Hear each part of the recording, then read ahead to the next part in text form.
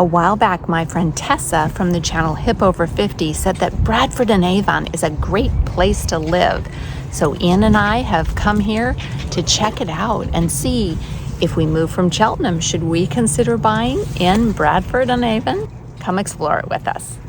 In this video, I will compile loads of footage from 2 separate trips we made to Bradford and Avon to give you a feel for what this town is like. We really liked BOA and hope that you will enjoy coming along with us as we discover this historic, fascinating, and stunningly beautiful town.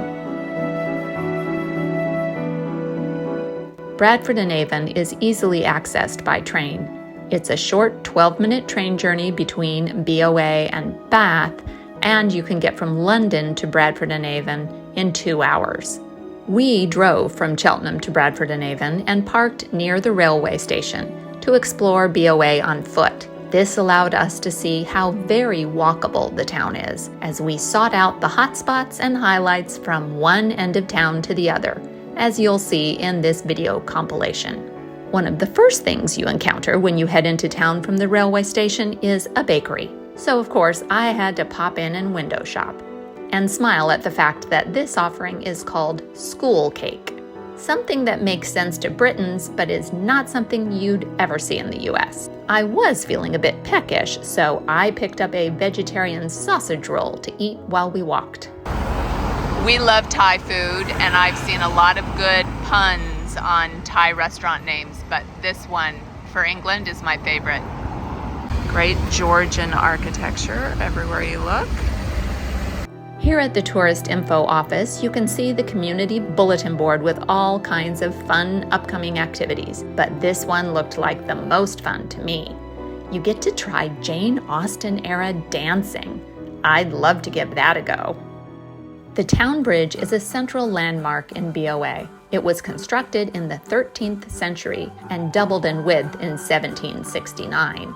In the middle of the bridge is a 17th century jail, which is believed to have replaced a medieval chapel on this site. That restaurant there is called the Weaving Shed, and I've heard great things about it. It has really good reviews. We enjoyed standing on the bridge watching the swans, as well as the trout here in the River Avon.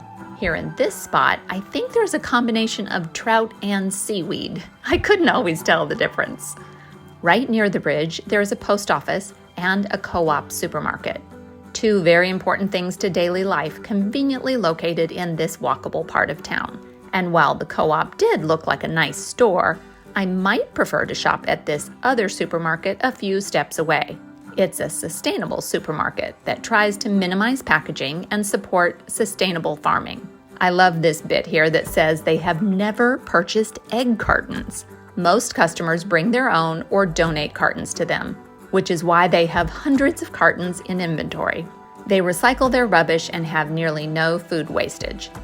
It's great that they also keep their prices low, matching or beating Sainsbury's pricing. And near these supermarkets is a quite expansive area for shopping and dining, with loads of stores and restaurants. Some are in an area called the Weaver's Walk and Lamb Yard, which is a nod to the wool and milling industry, which was an important part of Bradford on Avon's past. More about that later. This is a famous place to have tea in town, the Bridge Tea Rooms. Here, right next to the bridge, of course, and they are double winners of the UK's top tea room. The building is from 1502. I don't know how old these doors are on the building next door, but aren't they magnificent?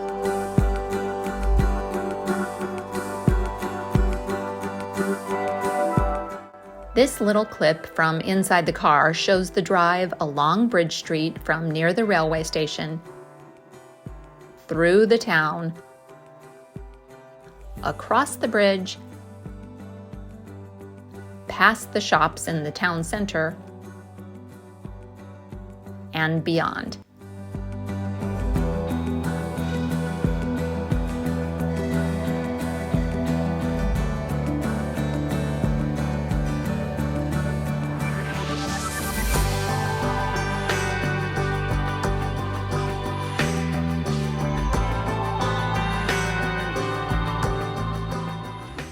I love the names on some of the pubs in the town center. My favorites are the Stumble Inn and this fun pub with a sassy lion logo. It's called the Dandy Lion. So clever. This Swan Hotel is from 1500. So many historical buildings around here. Similar to the Shambles in York, this area was once the meat-selling area in town. And in addition to a number of fun shops and restaurants and greengrocers, it still has a really wonderful-looking butcher.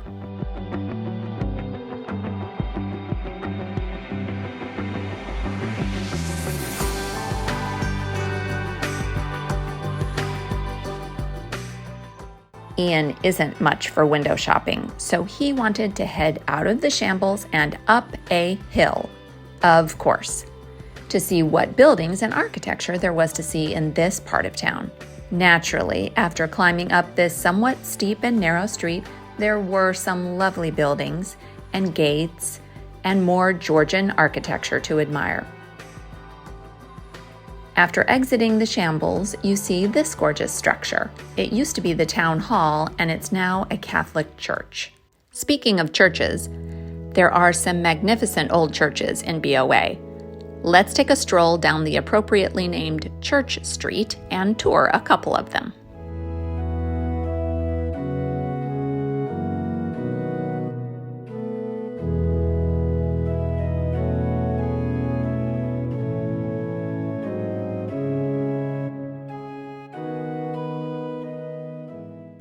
Hello.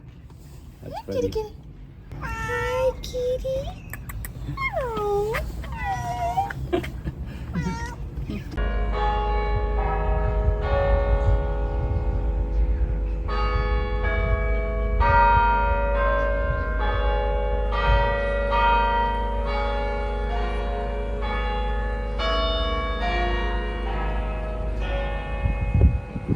The Holy Trinity Church was built around 1150 with a nave and a chancel. It was expanded in the 13th century. The Lady Chapel was added in the 14th century, and renovations continued for the next few centuries.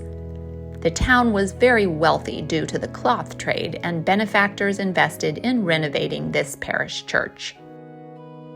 The footage I'm showing here is a combination of two different visits to the church, which is why you are seeing both a red and a green altar cloth on the same altar. I really love this chapel because I think the stonework behind the altar is lovely and the stained glass is beautiful. And the centuries-old paintings on the upper left wall are historic and precious. I think my favorite thing here are just all these monuments.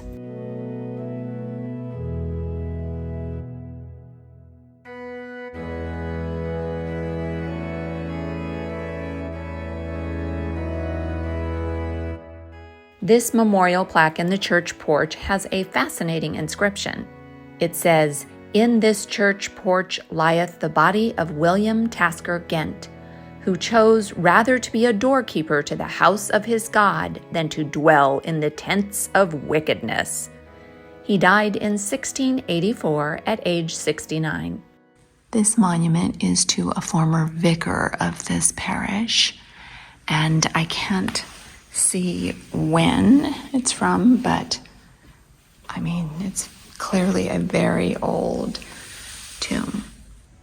This was my favorite monument. Here in the floor is this stunning memorial to a woman named Anne. The inscription reads, "Here lieth buried the body of Anne, lately sole daughter and heir of John Yue of Bradford in the county of Wiltshire, and wife of Gifford Long Gent, who had issue by her, Anne and Catherine their daughters. She died the 26th of March, 1601, whose known good life sheweth that God hath taken her soul to his mercy."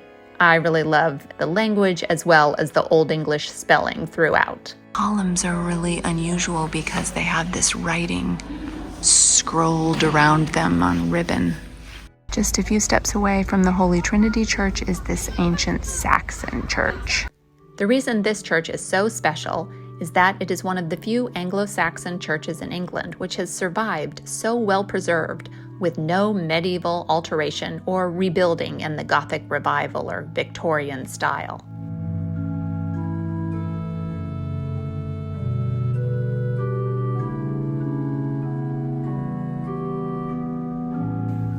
This church is over 1,000 years old. So cool to see those angels up there. If you come in this entrance, there's the font right inside the door. Very simple, very ancient font. And then come in here through this Norman archway into the nave.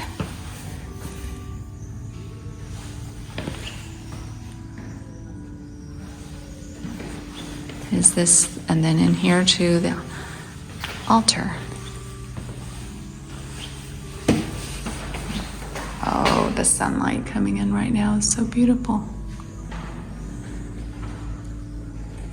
This is just such a beautiful, peaceful little, very ancient church. Here's another place that would be nice to have lunch, outside Timbrell's yard. Here near the pedestrian bridge and the Holy Trinity Church. Now it's time to cross the River Avon and walk down to the Tithe Barn, which requires very carefully crossing these railway tracks on foot. I was very careful to stop, look, and listen. On the way to the barn, there are a few interesting things, including a World War II pillbox, and a lovely water area that the dogs thoroughly enjoyed playing in on a warm summer day.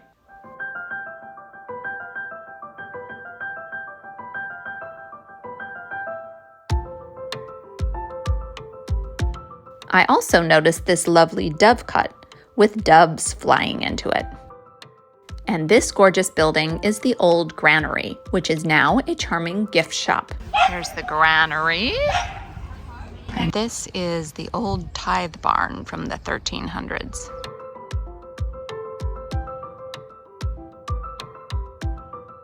That door lock is amazing.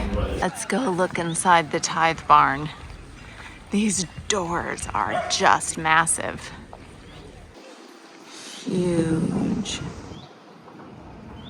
Definitely the biggest Tithe Barn I've ever been in.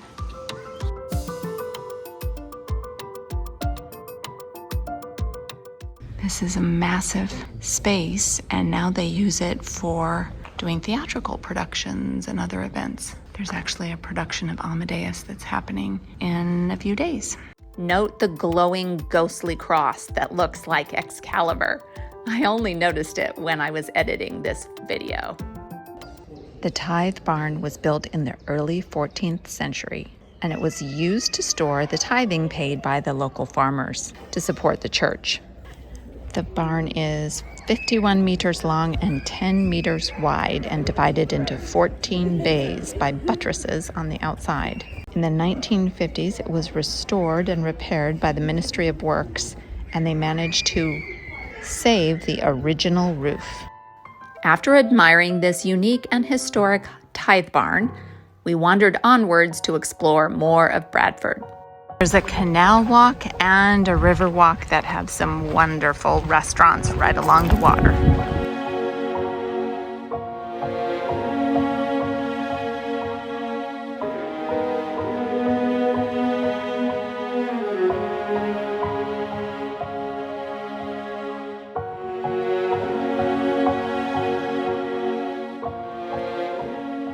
There's a lot to do in this area. Stop for something to eat or drink by the water, hire a canoe, or even hire a narrowboat. Here are narrowboats that you can hire. Self-drive day hire. I don't trust myself driving a car. In England, I certainly wouldn't trust myself driving a narrowboat.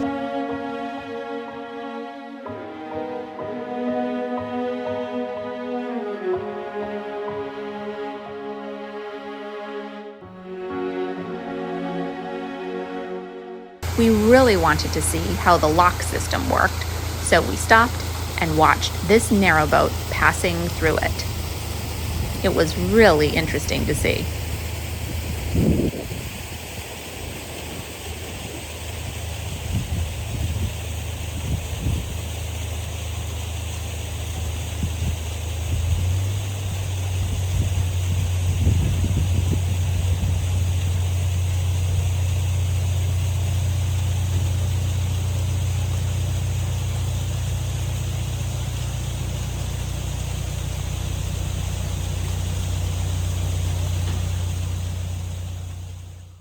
Now let's head up the hill to Newtown. I guess new is a relative term, since this part of town was developed in the late 1600s. The Priory Barn is one of the oldest things around here and predates the development of Newtown. It was built in 1470 and originally was used for storing wool and cloth. In the mid-1800s, it was occupied by an Anglican order and hence got the Priory name. You walk around BOA and everything has a plaque talking about how it's 600 or 700 years old.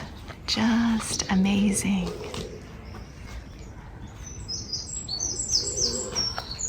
One good thing about living in Bradford and Avon is if you live up on the hill, you get to walk up these steep walkways all the time and stay very fit. And here's another hill to climb. We're still going up, up, up. Another hill. Ow, that hurt my knee. Sometimes it's challenging being married to the Energizer Bunny, who thrives on climbing steep hills and is not fazed by them at all. This is the Hermitage and St. Mary's Chapel, and my favorite view over Bradford and Avon, where we can see the churches we have visited and many other key landmarks. From here, you can see the Tithe Barn we just visited.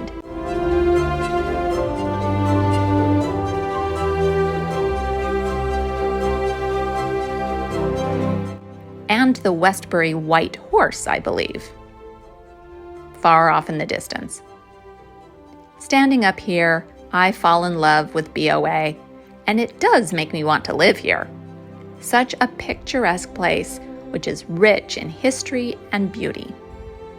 This walkway leads along the front of the Tory, the upper level of the mill workers' cottages above Newtown. Tory means hill, and this row of beautiful cottages is perched along the hilltop with small gardens in front of each cottage. It is a delightful place to walk through. And imagine living in one of these lovely cottages with a fantastic view.